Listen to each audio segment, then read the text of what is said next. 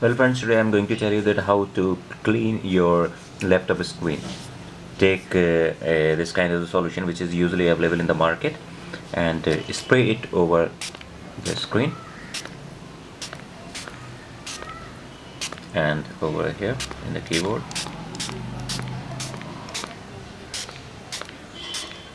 And this kind of brush are also available which comes with this kit, and this is the brush. You can just, if you want to wipe out the keyboard and you have to remove the dust particle from inside it, you can use such type of brushes and you can clear every dust whichever lies over there very smoothly. Each and every key has to be cleaned, and similarly you can do it all over here. And such type of cloth is also comes with that kit. This is that cloth which contains shells of bristles. In that cloth has some fine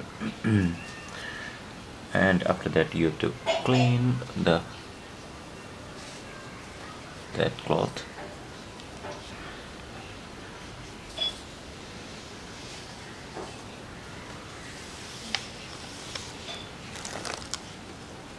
And now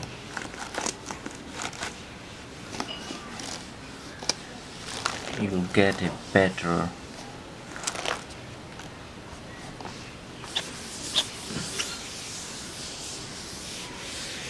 looking